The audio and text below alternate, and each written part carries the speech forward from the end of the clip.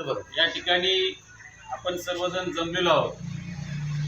तर आपल्या मगोड fusion technology private लिमिटेडच्या वतीने जी आपली दरवर्षीची वार्षिक सहल असते त्या सहलीनिमित्त आपण आजच्या या ठिकाणी लाडघर आणि त्यातल्या त्यात ब्ल्यू ब्रिज रिसॉर्ट या ठिकाणी आपण जमलेलो आहोत।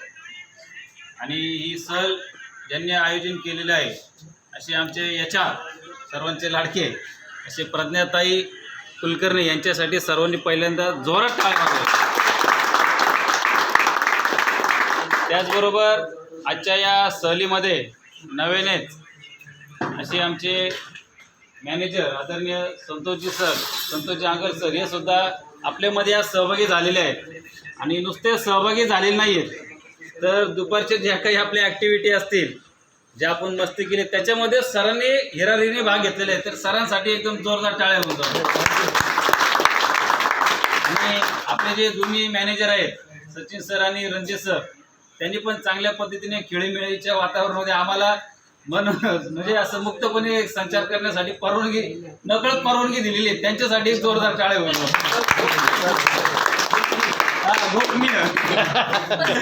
तर एक ठीक आहे। आणि आपल्या कंपनीतील सर्वांचा आवडता म्हणजे मी सांगेल की जेव्हा विवेक होता डिझाईनमध्ये तो सुद्धा सौरभ सारखा होता।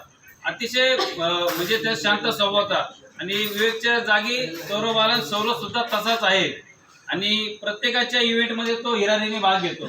मग प्रत्येकाचं सुख असेल दुःख असेल जेव्हा त्याला एखादी गोष्ट व्हॉट्सअपमध्ये कळाली म्हणजे सोशल मीडियाची तो लगेच त्यात सहभाग नोंदवतो, लगेच त्याचा रिप्लाय असतो आणि प्रत्यक्ष तो भेटतो। म्हणजे इतका एक चांगला गुणी मुलगा आपल्यामध्ये आहे।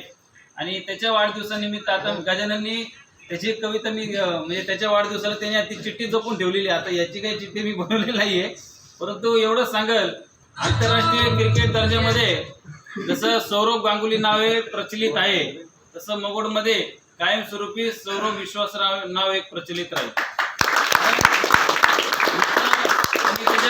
त्याचं जे काम आहे ते डिझाईनचं काम अतिशय म्हणजे क्रिटिकल आहे।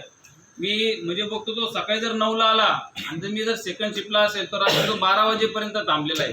म्हणजे त्याच्या कामाची पावती आहे कंटिन्यू ना सर, एवढे वेळ कुणी थांबत नाही। आपलं 6 वाजलं की लगेच लोक घड्याळकडे बघतात निघून जातात। तसं म्हणजे सौरभमध्ये मी कधी पाहिलेलं नाही।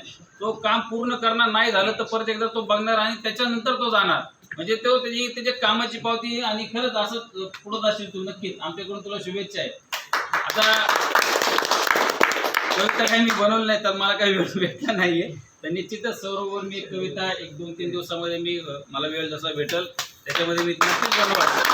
कारण की उद्या शब्दाची रचना करावी लागते। उद्याचा दिवस आहे, आजची रात्र आहे, आजची पण रात्र आहे, उद्या दुपारपर्यंत कविता। सौरभ तुला वाढदिवसाच्या शुभेच्छा देत असताना आमच्या सगळ्यांकडून तुला लाख लाख शुभेच्छा आहे। तू अशीच प्रगती कर आणि लवकरच तुझं लग्न आहे तर तुला खूप खूप शुभेच्छा सगळ्यांच्या वतीने आमच्या रामभाऊकडून। रामभाऊ खास तुमचे घाण फॅन आहेत आणि जर बघितलं पुढे सौरभ लांबून आवाज देणार नाही का। असे तुझे फॅन भरपूर आहेत, सगळेच फॅन आहेत। त्यातला एक रामभाऊ आहे आणि एकदम जवळचा फॅन आहे। नाही तुम्ही पण आहे, तुला आपण आहे। तर म्हणजे सौरभला काय शुभेच्छा द्यावं। आप जिओ हजारो साल नाही का। तर आपण या ठिकाणी अधिक न वेळ घालवता अजून जर कोणी शुभेच्छा देत असेल त्यांनी पुढे या, त्याला शुभेच्छा द्या गोड भरून। असं चॉकलेट बॉय आपला नाही का स्वप्नील जोशी सारखा आपला आपल्या बदला